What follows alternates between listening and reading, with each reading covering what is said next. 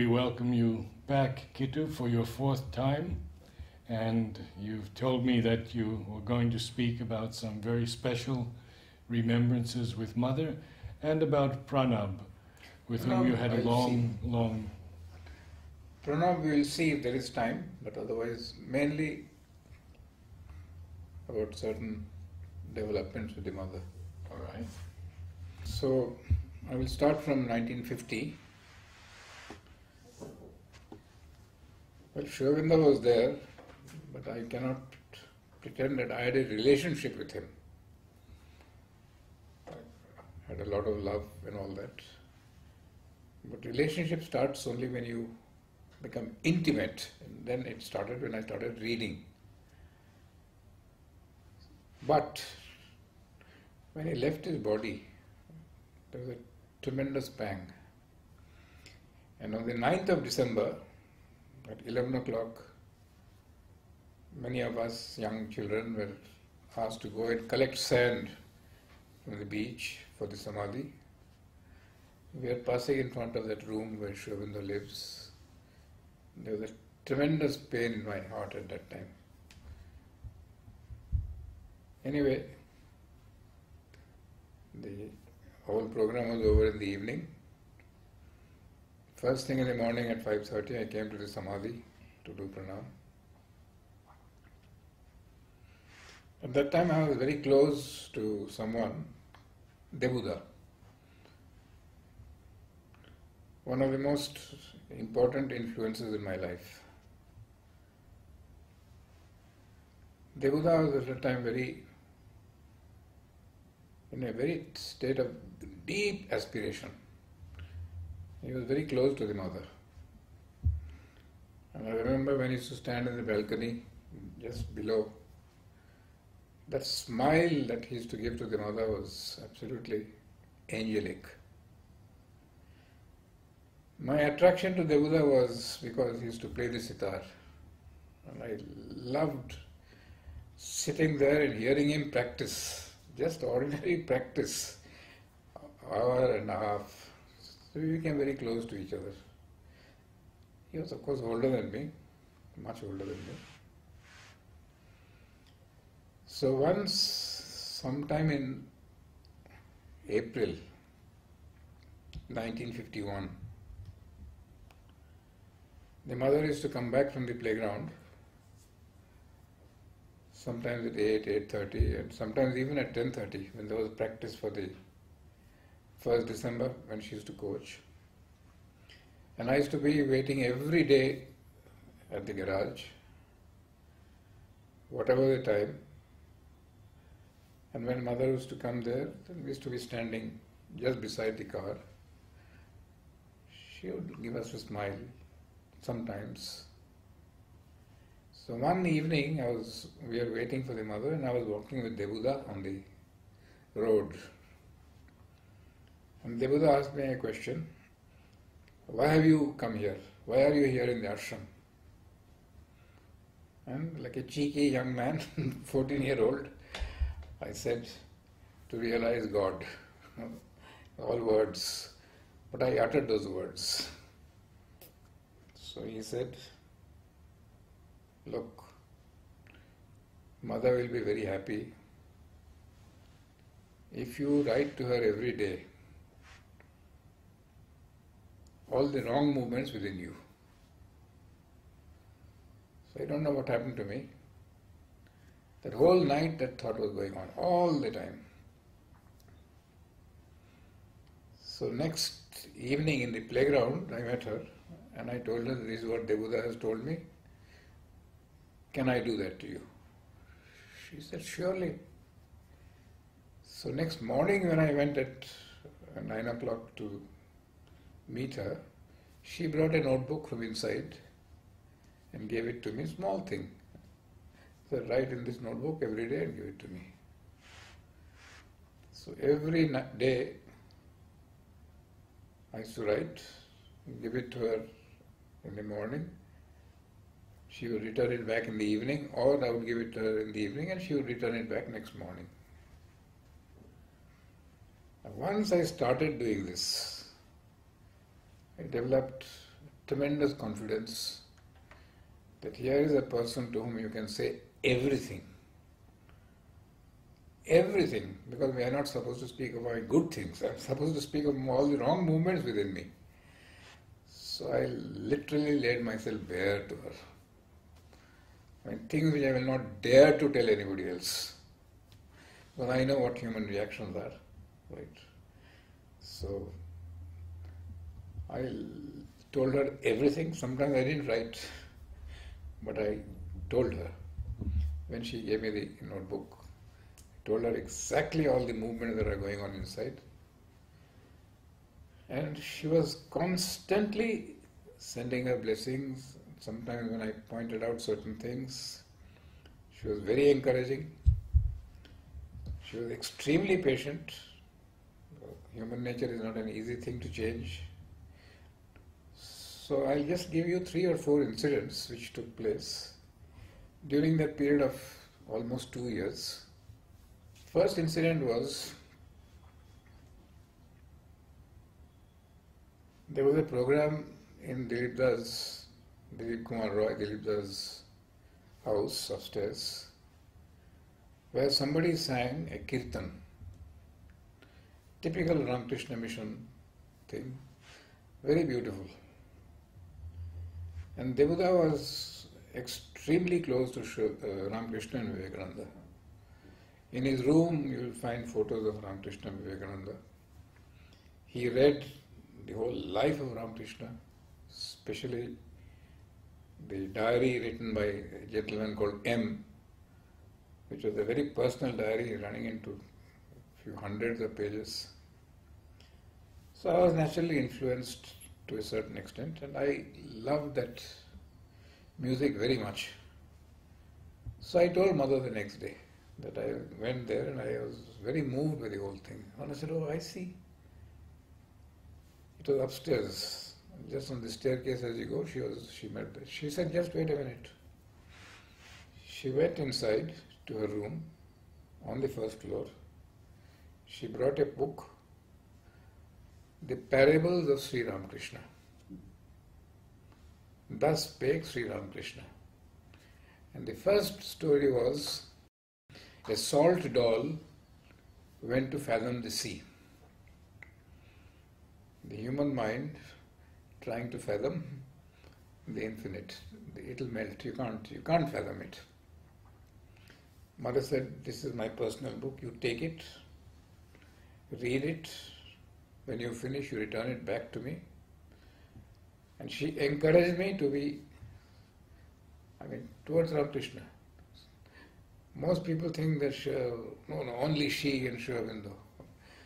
But I know it personally. She gave it to me and she said something about Ramakrishna which was very positive. So I took that book, kept it for about 25 days or so, and then returned it back. Right. Naturally, as a result of that, I also fell in love with Ramakrishna. Even today, I know everything about his life in the innermost detail, and naturally Swami Vivekananda also. Right. So this is one very, I think, important, because many people think that, oh, mother was only Sri Aurobindo and herself and nothing else. This, with my own experience, I am telling you. This is the first thing. Another very telling incident. Devuda used to play sitar every day in the afternoon, 12:30 to 1:30, and I used to sit and listen. He used to live at that time in where Parikshit lives now, but it was an old house. There was a room on top, but he used to sit there and play. And then he went out for 10 minutes. So I took the sitar and started stroking it, and the wire got torn. I put it down quickly like a scent. When Devuda came, he saw the wire torn. He asked me, you touched the sitar? I said, no. Told a lie outright. I didn't touch. He kept quiet, he didn't say anything. He knew that I had told a lie. It can't just tear by itself. But I wrote a letter to the mother, not a letter, in the evening I wrote to the mother that I have done this, I have told a lie. So mother told me, good, you have confessed, that's already a step forward. One who can admit his mistakes, but now the next step is, you must go to Devu, tell him the truth and ask pardon. Ask forgiveness. Just inform him. When I was going to Devu, I used to meet him, but I somehow couldn't tell. So next morning she met me. She asked me, have you said? I said, no. She was very firm, almost angry. Again in the evening, even then I had not said. She was really not happy.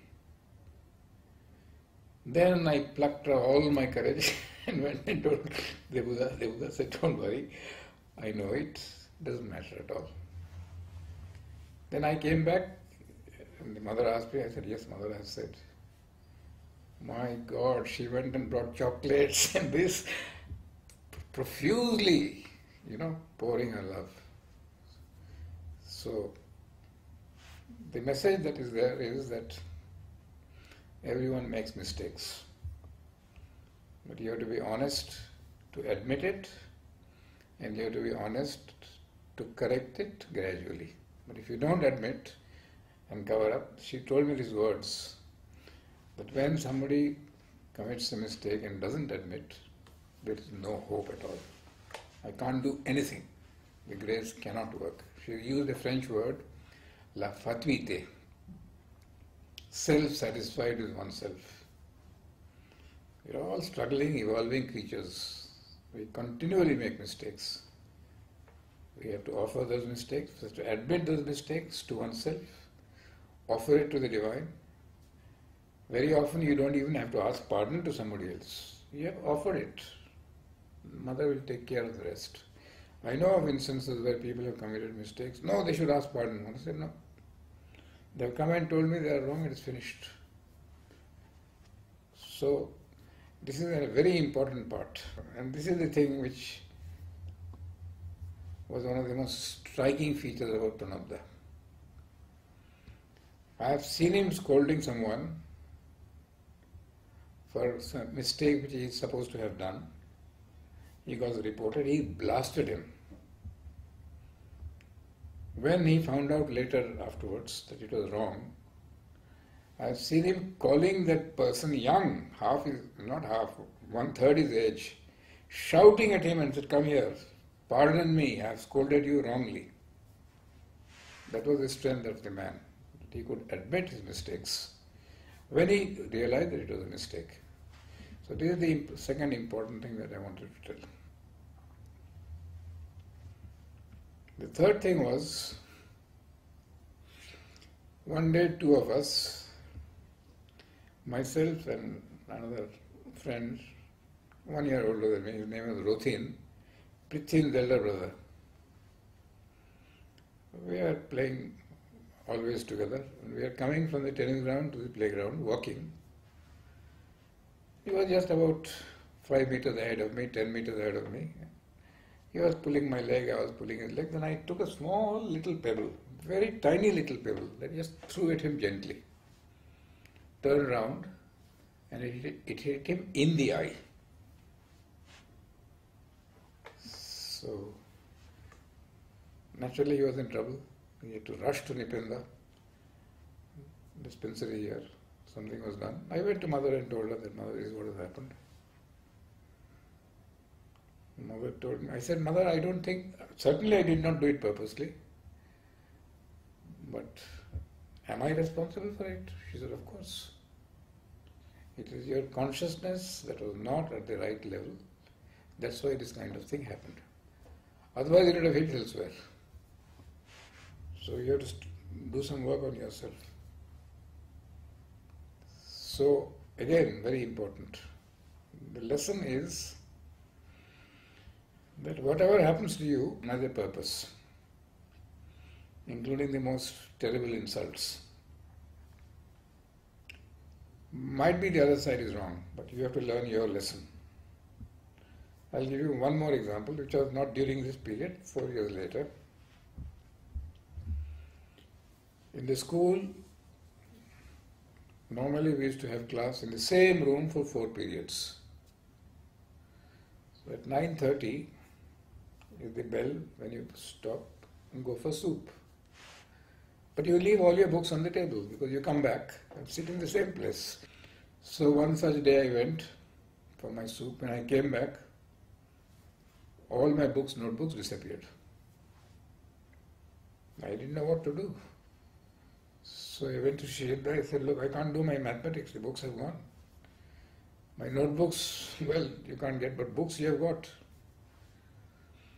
He said, no, go and ask mother. So I went to mother in the evening and said, this is what happened. All of us went out for soup. When we came back, only my books were missing. Mother said, you are responsible for it. I said, me? He said, of course. I said, what? Your consciousness. What do you do? What should I do? He said, bring your consciousness back. Next day, no books.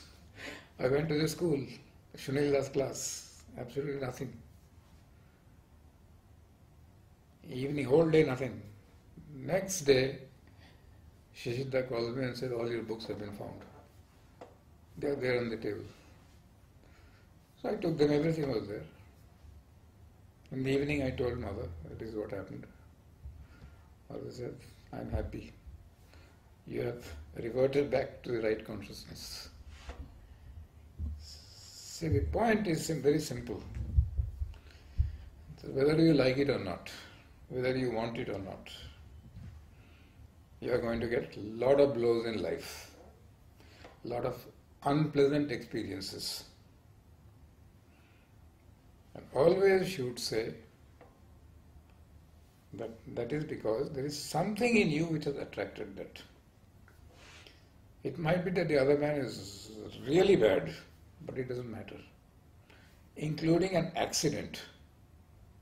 You're playing football, you break your leg. You're driving on the right side of the road, left side of the road, which is the right side. Somebody who has done the wrong thing hits you. Still she'll say, there is something wrong with you. So, this is a very important message. That when things go wrong, it is desirable to be realistic and see the thing so that you protect yourself in future. But also at the same time, there is some work to be done upon oneself.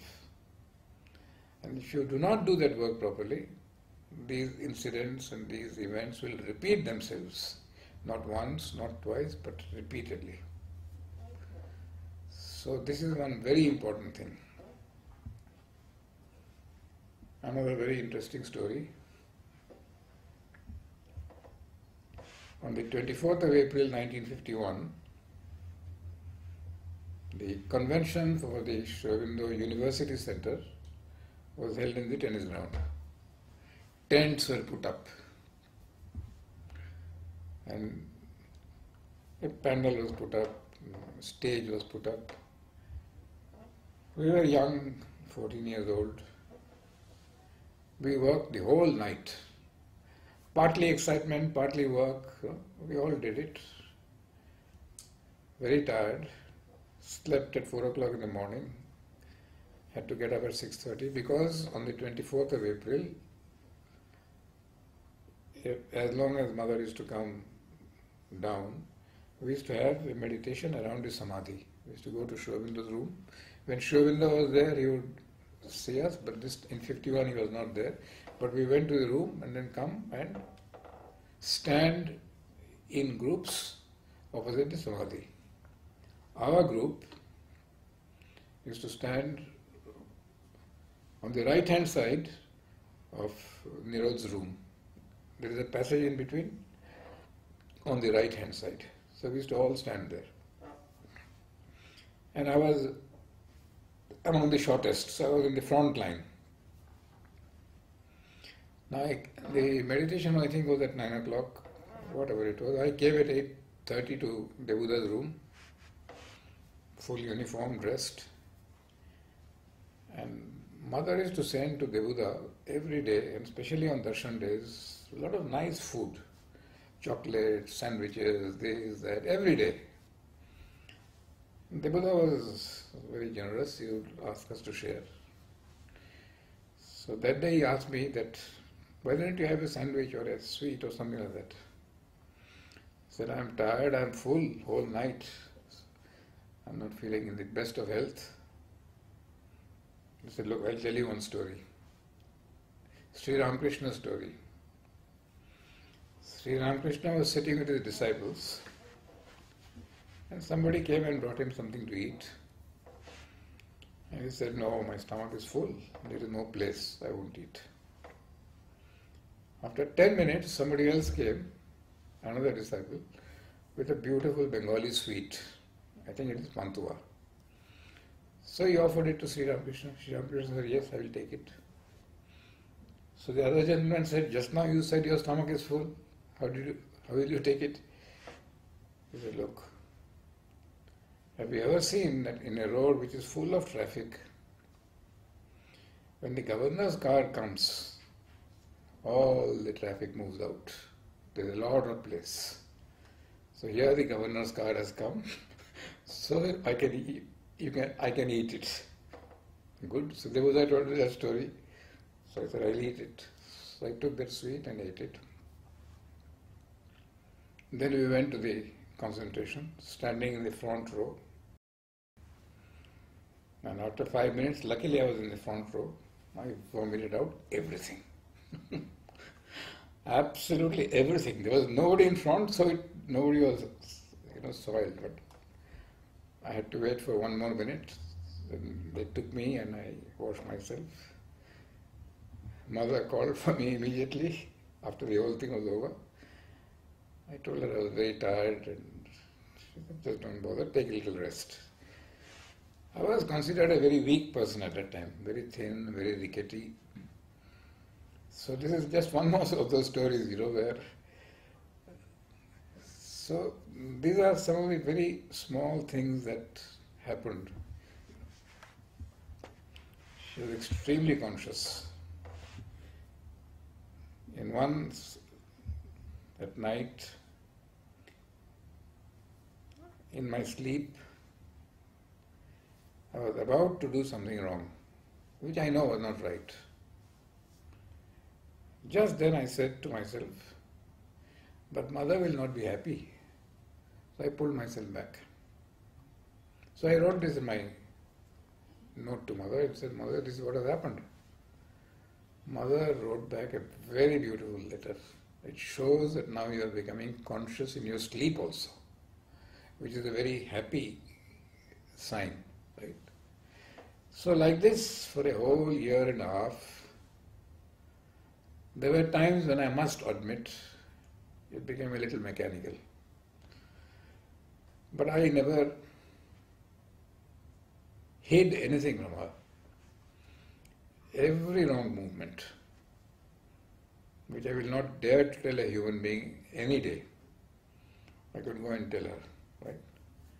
Very patient, very understanding. Once or twice she was a little firm.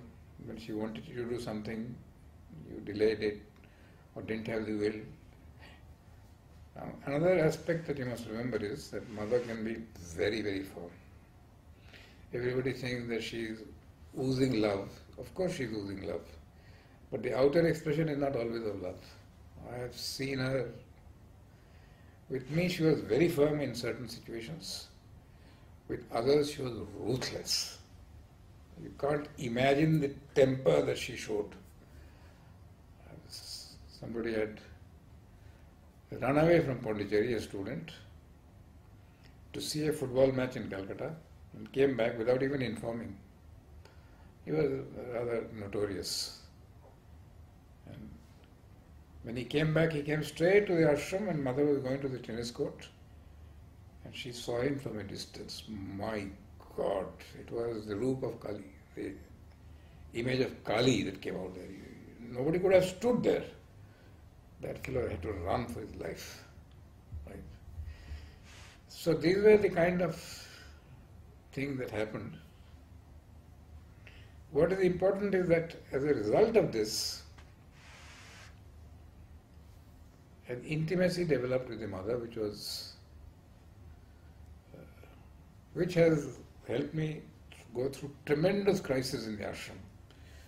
There are times when everything has gone against you. Nobody. As long as the mother was there physically, I used to always write to her. She used to always reply or not reply, but reply silently or reply openly. After she left, it became a little more difficult. Because there were attacks, all kinds of attacks. One had to face them. But then gradually what happens is one replaces the outer contact with the inner contact. Little by little, little by little, you arrive at a situation where with a little concentration and a little will, you are taken care of. Even when you don't, you are taken care of, but then you are definitely taken care of. That was also the time when I opened out to Sri Aurobindo. And it was something which, without letting me saying a word, she triggered off. 1953 on my birthday,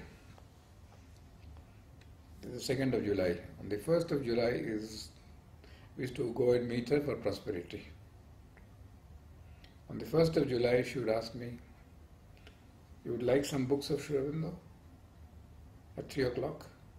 Give me the slip by the evening. And I used to give her the slip.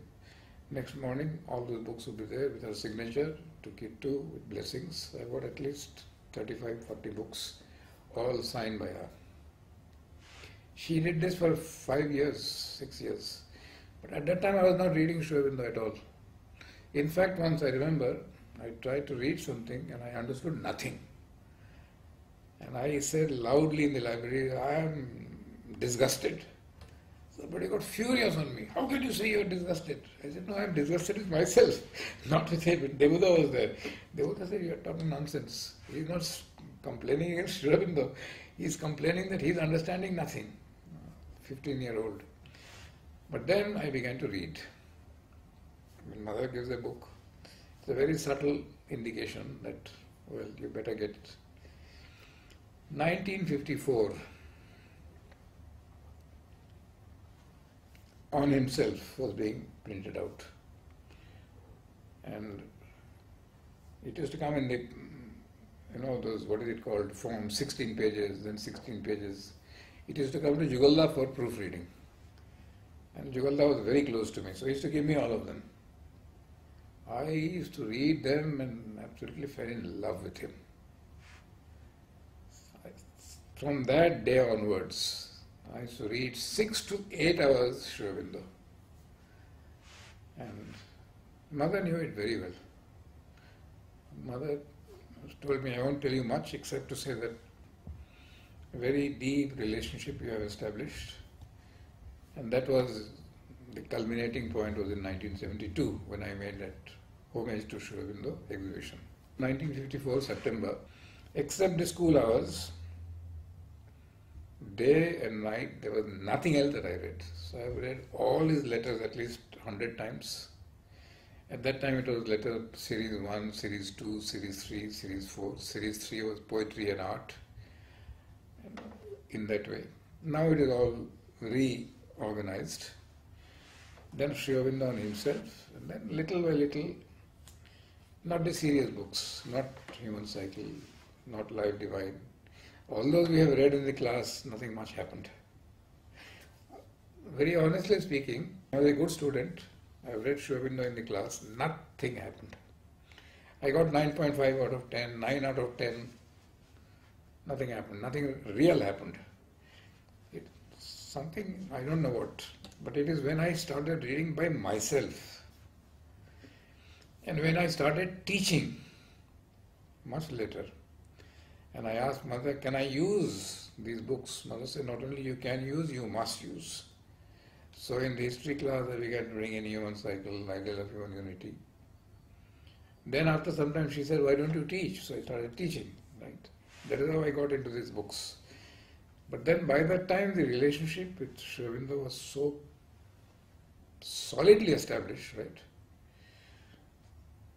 There have been times, very honestly, when I have not been able to understand the mother. When I say understand the mother, not her prayers and meditation, those are absolutely another world. But why she treated somebody like this and not like... when there were situations where you were involved and like it is your fault, even if the other fellow has done some mischief, I couldn't understand. I used to question her. I was to be very, very blunt with her. Sometimes she would reply, sometimes she would not reply. But 15 days, 20 days, 10 days, the answer would come in some form or the other. I've written very strong letters against Pranabda to the mother, with detailed instances. She did not reply. After a few days, she told me, you must collaborate with Pranab in his area of work, because he is doing just what the mother and Sri Aurobindo want. Not what I and Sri Aurobindo want, in French, what mother and Sri Aurobindo want. So I went straight to him and said, this Pranab, this is what mother has told me. So I have fought you, I have argued with you, I will probably continue arguing with you, but I will obey you. Whatever you say, I will do. In your area, photography, cinema, playground. Whatever you say, I will do. She never, as a result of that, relationship with Pranabda became very intimate. He trusted me fully. And I was extremely blunt with him, as I am generally with almost anybody. If I don't approve, I tell them straight on their face. I told the same thing to Pranab. And mother was categorical. She said, I want you to collaborate with Pranab.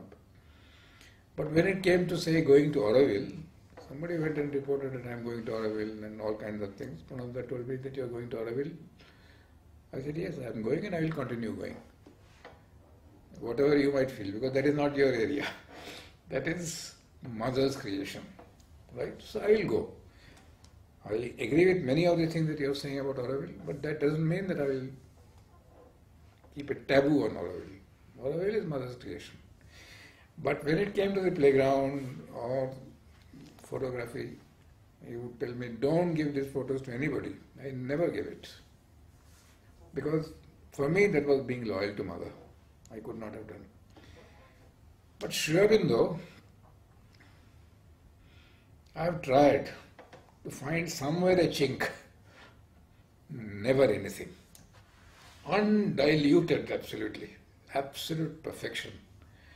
I've seen all his letters, I've seen all his dealings with different persons, right? Absolute perfection. His political life I know on my fingertips.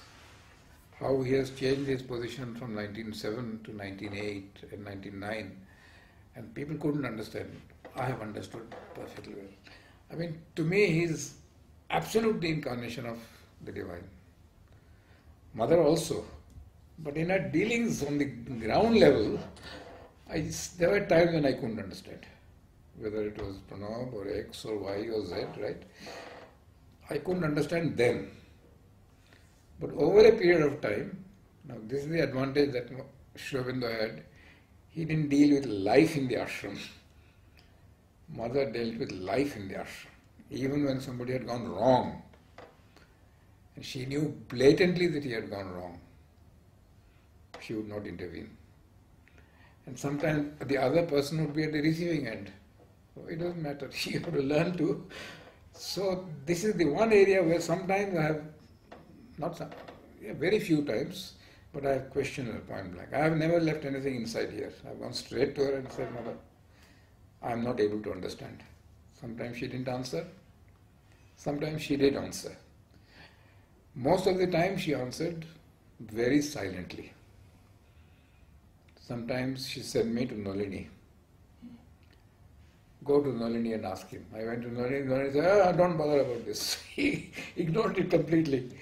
Slowly, after a few days,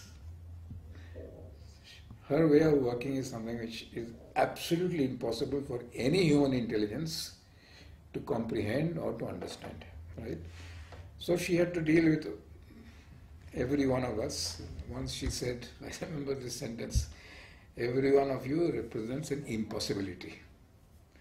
Then afterwards she changed the word impossibility to something a little more palatable. But the fact is that we are all impossible. In some part of our nature we are, right? So this is a very important thing. So one tries to understand the mother from that deeper point of view, because if you look at it from the rational point of view, you can't explain anything. And you will only fall into a cesspool of doubt, questioning, and that happens to every sadhak, but it is something that should not happen. I'll tell you one more thing, then we'll stop. In 1950, August 8th or 9th, Shankar Gowda, Parvati's father, we are having the walking race on the beach road. I think 1500 meters walking. So he walked in the morning, came home, immediately took his bath. Within half an hour he was dead. He got a massive heart attack and died. That was one of the first deaths in the ashram. Pranabda told me that he suffered like mad, Pranabda, because it was his responsibility. How could I allow this thing to happen? And he felt he took everybody into his fold, and anything that went wrong he would feel that way. Now there was a gentleman called, shall I give the name? I want to ask you first, did Mother say anything about Shankar Gowda? And Pranab's responsibility? No. Mother told us many times, and to Pranab also, that ultimately the divine is responsible. You do your part. Then as human beings, when you see someone dying, under your responsibility. I have gone through that crisis that I'll tell you another day. One of our boys died in the picnic. Painful. Ultimately, Mother explained to us, she gave us a long interview of 40 minutes. So what I was saying is, that day, the vegetable darshan, in the ashram at 12 o'clock, there was one gentleman, I won't give you the name, very devoted, and loved the Mother. And he used to supply the tennis court nets, tennis court rackets, balls to the Mother. He was a good businessman outside. He got scared. Death in the ashram. Deaths are not normal. Only Chandulal had died before that. So he was standing in front and telling Mother he's feeling some pain in the heart or something like that. Fear. And Mother was having plasticity flowers. Normally she used to throw them and people would catch. She took that flower and threw it at him like a bullet. Stop this fear. The exact words I don't remember, but this is the message that she sent. This fear is a terrible thing. And that is something which is the sign of an asuric force entering into you. So she really gave it to him. Ultimately he settled down in the ashram after a few years. But this sadhana is one of extremely demanding sadhana, where the surrender must be integral and complete, and every weakness of the nature, there is no excuse whatsoever. I can't help it. I've seen Mother tearing people to bits when you know that a thing is wrong, you have admitted that it is wrong, and yet you do it. We are all doing it, and she has been ruthless. With some very ruthless, with some who nothing will happen, she just ignores them. Doesn't even bother about them. Very often people think how much love, but you can write it down, and this is in Sri Aurobindo's own words, that when the Mother scolds you, And when the mother decides to bring her Kali image in front of you, it is an act of special grace, because you are worthy of that scolding. To most others, I won't give you names, I won't give you instances also, they have done everything that is wrong, they come to mother, mother heard everything, mother will pardon them and even cajole them. Because if she had said something, they would crash. Right? So, well, if you are not ready, what can you do? I have never had that kind of Kali roop, but she has been very firm. And one day she, in the class, it was not related to me, it was to somebody else, she said, what are you made up of? Jelly? Things should not be done, you know that it should be done, you still go on doing it? That is because, like in a mango, in the center there is a worm. That worm has to be removed. Similarly, there is an evil force in you, a dark force. You have to operate that. It is very painful, but if you don't operate that, it will go on, and after some time it is not possible even. Right? She could be ruthless, right? So, these are all things which are, I don't want to give you examples of where she has been ruthless with others, where she has been very firm with me. I have always taken it as a sign of grace. Even when she was blasting me, I was not disturbed. Only when she was supporting somebody else who had done wrong, I said, what is it you are doing? I will just tell myself. That's all. Thank you.